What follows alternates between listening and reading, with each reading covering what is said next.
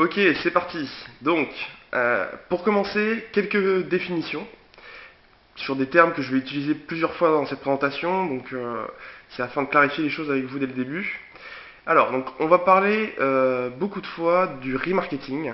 Donc, le remarketing, ça va consister à traquer les utilisateurs qui auront effectué des actions sur votre site e-commerce ou avec un contenu que vous aurez publié sur les réseaux sociaux. On va traquer ces utilisateurs et on va leur afficher par la suite des publicités segmentées et spécialisées sur d'autres sites, donc en utilisant par exemple Google Display, ou sur les réseaux sociaux, donc sur Facebook, sur Twitter par exemple. L'objectif c'est vraiment d'augmenter la visibilité de votre site et d'inciter les internautes qui auront interagi avec vous à revenir sur votre site après l'avoir consulté, même s'ils sont partis sans effectuer d'achat ou de souscrire à votre newsletter, ou voilà, sans avoir effectué d'actions importantes pour le tunnel de conversion. En deuxième chose, le follow-up. Alors le follow-up, ça consiste en une séquence d'emails à envoyer suite à une inscription ou suite à l'avancement du prospect dans son processus d'achat. Donc, alors c'est bien une suite d'emails et non pas un email. Euh, des emails qu'on va séquencer selon certaines règles, avec certains messages bien particuliers pour les inciter à passer à l'action. Donc par exemple, ça va être un visiteur s'inscrit à ma newsletter, J+1, je lui envoie un premier email, J+2, je lui envoie un deuxième email avec un sujet différent et un objectif différent. Puis j'attends un jour et J+4, je lui renvoie un autre email afin de conclure l'action. Troisième définition, le tunnel de conversion. Alors ça, je suppose que vous savez ce que c'est, mais je l'ai résumé de cette façon parce que c'est un point qu'on verra en détail dans d'autres vidéos. Mais le tunnel de conversion, c'est vraiment le tunnel de conversion e-commerce, c'est-à-dire le processus de la page produit ou de la page catégorie au paiement final de la commande. Donc voilà, c'est ce tunnel de conversion là. Alors, donc, on va étudier deux parcours d'acquisition de clients différents. Donc le premier, c'est le parcours e-commerce. Donc là, on est vraiment sur un type de parcours qui va être direct. Donc les visiteurs vont arriver sur votre site e-commerce et on va les transformer en clients fidèles avec une séquence d'interaction. Mais voilà, là on est vraiment dans une conception produit du parcours client. Le deuxième type de parcours, c'est le marketing de contenu. Alors, le marketing de contenu, ça va être par exemple votre présence sur les réseaux sociaux ou des articles que vous avez publiés sur votre blog. Et il y a différentes manières de transformer ce marketing de contenu en commande. Ok, on est parti. On va commencer donc par le tunnel e-commerce. Donc, alors tout commence bien évidemment avec le trafic payant. Donc Google AdWords, les comparateurs de prix par exemple, les affiliés. Donc c'est vraiment un trafic qu'on va payer, on va être capable de le mesurer et de l'augmenter ou le diminuer en fonction du besoin. Et qui va être vraiment ciblé sur un parcours d'achat produit. Donc directement arriver sur vos fiches produits ou sur vos fiches catégories pour les transformer au client à la fin. Même chose pour le trafic naturel. Donc là, c'est tout ce qui est relatif au SEO, au référencement naturel, avec le même objectif, c'est de faire arriver les clients directement sur vos fiches produits ou vos fiches catégories. Donc, une fois qu'on a notre trafic, alors le parcours idéal, ce qui représente généralement 2%, les fameux 2% de taux de conversion en e-commerce, c'est notre trafic arrive dans notre tunnel de conversion. Au bout de ce tunnel, il se transforme en client. Et puis, ils sont satisfaits par votre service, par vos produits. Ce client se transforme en client fidèle. Donc voilà, ça c'est le chemin le plus court, le plus direct. Comme je vous l'ai dit, ça représente au final très peu, voilà, environ 2% du trafic global. Et l'objectif de cette carte, c'est de vous montrer des leviers pour augmenter ce taux et justement ne pas perdre les 98% de visiteurs qui n'auront pas passé de commande. Ok, donc on arrive à notre tunnel de conversion. le tunnel de conversion, s'il fonctionne très bien, c'est parfait. S'il ne fonctionne pas, c'est-à-dire que vous avez des pertes, que les gens arrivent sur une page produit, une page catégorie et quittent votre site sans effectuer d'achat, ou alors qu'ils commencent à s'inscrire sur la news, enfin à créer leur compte client, ajouter des produits au panier, etc., et que vous perdez le client à ce moment-là. Alors il y a plusieurs choses à prendre en compte. Tout d'abord, on a ce qu'on appelle un remarketing de marque. Donc là, c'est vraiment, ça va être de capter les visiteurs, tout simplement les visiteurs de votre site, ou les visiteurs de certaines catégories, parce qu'on va pouvoir segmenter le remarketing en fonction des catégories que les clients auront visitées, et de lui afficher une publicité qui va l'inciter à revenir sur votre site, à l'inciter à revenir sur une catégorie particulière, ou de façon globale, à le réorienter vers la page d'accueil pour qu'il se souvienne qu'il était sur une démarche, qu'il était en recherche d'un produit et que votre site existe et qu'il avait déjà commencé à interagir avec votre marque. Voilà, c'est un remarketing très basique, mais qui est essentiel parce qu'en fait c'est le remarketing qui va toucher le plus de monde puisqu'on est vraiment sur une typologie de clients au tout début du processus d'achat et donc ça représente forcément le plus grand nombre de personnes. Ensuite, il y a un deuxième type de remarketing qui est un remarketing un petit peu plus avancé. Donc ça va être dans le cas où vos visiteurs auront ajouté des produits au panier d'achat. Donc ils auront visité la page panier d'achat. Donc ça veut dire ils sont déjà un peu plus avancés dans leur décision. Là, on va leur afficher du remarketing de confiance. Donc le remarketing de confiance, ça va consister à proposer donc, un message publicitaire qui va le rassurer quant au sérieux de votre site e-commerce ou la réputation qu'il a, etc. Donc ça peut être par exemple, nous avons plus de 25 000 clients, pourquoi pas vous? Ce type de message. C'est un exemple, hein, mais voilà, l'idée c'est ça, c'est de concrétiser le début du processus d'achat qui a déjà été engagé par le client, parce qu'à partir du moment où il crée un compte, il est déjà bien avancé dans son processus. Ensuite, on a un follow-up panier. Donc le follow-up panier, ça va être de relancer par email les clients qui auront abandonné leur panier. Donc ils auront rajouté des articles dans leur panier. Là, à ce moment-là, on n'a pas encore leur email. Ensuite, ils vont créer leur compte client. Et seulement à partir du moment où ils créent leur compte client qu'on va pouvoir utiliser ce follow-up panier.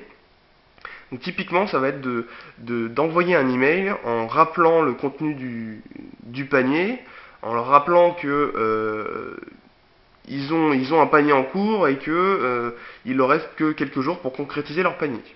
On peut même imaginer de rajouter un code promotionnel dans ce follow-up panier, par exemple un code de 10% si l'achat est effectué dans les quelques jours, dans la semaine qui vient, suite à l'envoi de l'email.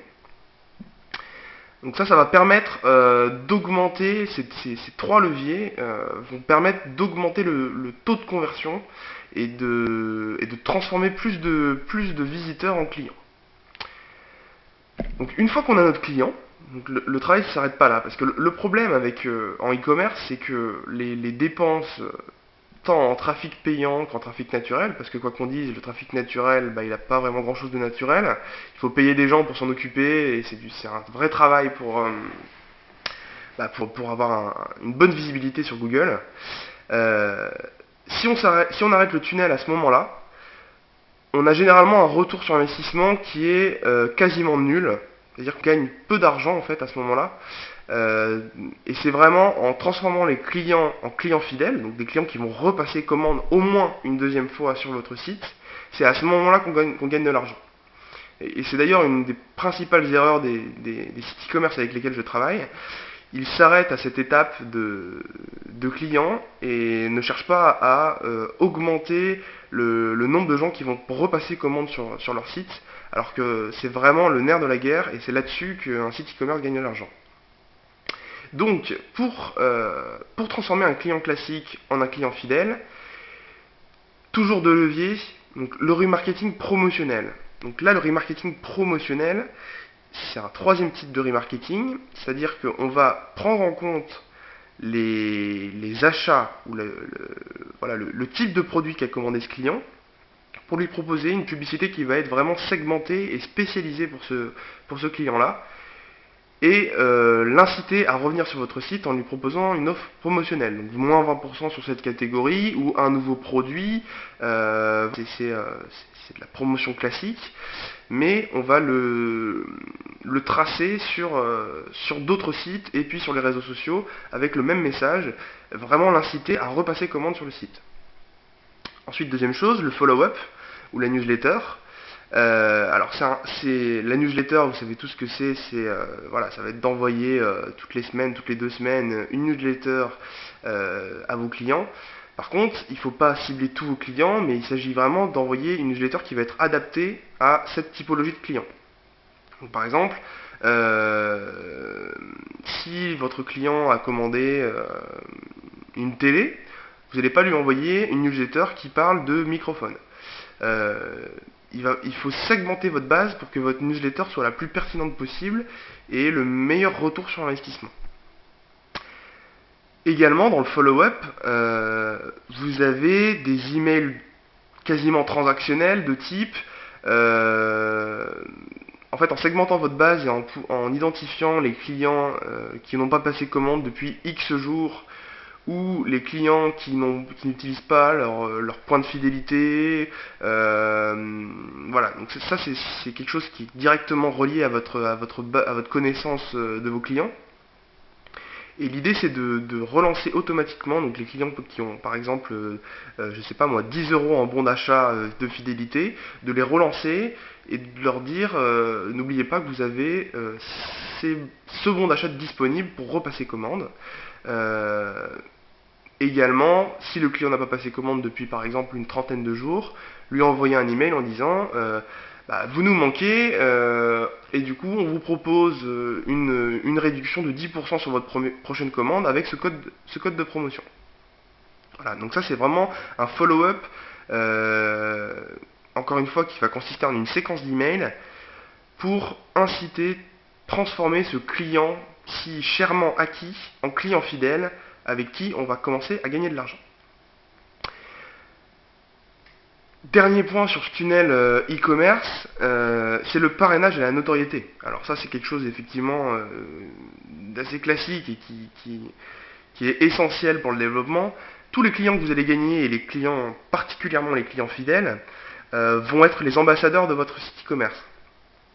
Donc proposer une offre de parrainage, par exemple, c'est un levier extrêmement rentable, parce que même si vous leur proposez de leur offrir un bon d'achat de 10 euros à la fois au parrain et à la fois au parrainé, c'est le type d'acquisition de clients qui va vous coûter bien moins cher que par le trafic payant, par exemple. Et en plus, vous transformez vos clients en ambassadeurs, et c'est la meilleure forme de recommandation qu'un site e-commerce puisse avoir. C'est vraiment, on est sur le principe du bouche à oreille, en fait, tout simplement. Voilà, donc si vous respectez toutes ces étapes, déjà, vous aurez un tunnel vraiment orienté e-commerce qui va être performant et qui va permettre de conserver un pourcentage bien plus important que les 2% basiques du e-commerce. Voilà, vous pouvez espérer tripler ou quadrupler votre retour sur investissement en mettant en place toutes ces étapes. Ok, donc maintenant, on va étudier la deuxième partie, donc le tunnel du marketing de contenu. Alors, vous avez dû l'entendre un peu partout, le social media et tout ce qui est marketing de contenu, c'est aujourd'hui une véritable problématique et également une véritable opportunité, parce que ça permet à un site e-commerce de ne plus dépendre forcément du trafic payant et de Google, donc en référencement naturel, mais de créer sa propre marque, sa propre communication, et d'être indépendant dans le sens où l'objectif de cette stratégie, c'est de transformer, vous voyez de toute façon sur le schéma, de transformer les abonnés de votre newsletter en clients. Donc en fait, là, votre véritable ressource, votre force, ça va non plus être le référencement naturel ou le trafic, les campagnes payantes que vous aurez mis en place, mais ça va être votre base email. Donc, Tout en haut de notre schéma, on a le social media et le trafic naturel. Donc là, contrairement à l'étape d'au-dessus où le trafic naturel était vraiment orienté produit et catégorie, là, le trafic naturel, quand je dis trafic naturel, ça va être les gens qui vont taper directement le nom de votre site et tout le contenu que vous mettrez sur un blog, par exemple. Alors je dis blog, mais ça peut être, je sais pas, une galerie de photos ou n'importe quel type de contenu, des guides ou n'importe quel type de contenu qui apporte une valeur ajoutée à vos internautes et qui vont faire que vous allez créer une image de marque par rapport à ces internautes et qui vont revenir naturellement sur votre site et qui vous considéreront comme l'expert, la référence dans votre secteur. Alors, donc, l'objectif de ces deux trafics, c'est d'acquérir ce que j'appelle des fans. Alors les fans, je prends ce terme, mais ça peut être, c'est pas forcément des fans Facebook, c'est vraiment des gens qui vont suivre qui vont suivre régulièrement l'activité et les nouveautés de votre site. Voilà, capter le maximum de fans, c'est le maximum, augmenter votre audience en fait, tout simplement. Les fans, ça représente votre audience. Le problème, c'est qu'un fan, surtout avec les récents changements sur les réseaux sociaux, notamment sur Facebook, qui a énormément diminué le taux de diffusion des contenus sans payer, un fan tout seul, ça ne vaut quasiment plus rien. C'est-à-dire qu'un fan tout seul, vous allez avoir du mal à communiquer avec lui, il va pas forcément passer commande, il aura peut-être une bonne image de votre entreprise, mais il va pas forcément passer commande. Donc en termes de monétisation, un fan, c'est vraiment pas l'aboutissement, c'est plutôt le début du processus. Alors, comme je vous le disais, l'objectif c'est de transformer ces fans en abonnés à votre newsletter. Alors, pour ça, il y a pas mal de techniques disponibles. Notamment ce que je vous indique dans le schéma, les jeux concours. Donc les jeux concours, ça va être un tirage au sort ou un concours photo, un quiz. Il y a pas mal de façons différentes d'amener les fans à s'abonner à votre newsletter. Mais par exemple, une technique très connue, c'est d'effectuer un tirage au sort, ou tout simplement pour participer au tirage au sort, il faut qu'ils vous donnent leur adresse email. Et c'est là que tout commence en fait. C'est à partir du moment où vous avez cette adresse email que vous allez pouvoir à la fois segmenter votre base et monétiser en fait cette audience naturelle que vous avez acquis avec votre notoriété. Vous allez pouvoir la monétiser en transformant ces abonnés à votre newsletter en clients. J'ai également mis le remarketing. Parce qu'on peut faire du remarketing sur les réseaux sociaux et également sur Google avec le Google Display. Le remarketing aura pour objectif de vous faire gagner des fans et non pas des abonnés directement, parce que c'est plus compliqué de les faire atterrir dans une page, dans ce qu'on appelle une landing page, une page d'atterrissage, qui va les inciter à mettre leur newsletter. Il faut d'abord passer par l'étape du fan, et donc le remarketing, dans ce cas-là, ça va être un remarketing pour les inciter à liker votre page sur Facebook, par exemple, ou à vous suivre sur Twitter, ou pour le remarketing sur Google, ça va être de les réorienter vers votre blog ou vers vos pages de contenu. Alors, l'intérêt principal donc d'avoir des fans et des abonnés à la newsletter, c'est que déjà cette audience va vous permettre de toucher un maximum de monde lorsque vous allez publier un contenu. Donc les fans, lorsque vous publiez quelque chose sur les réseaux sociaux, les fans vont partager cette publication et donc proposer votre contenu à une audience plus large.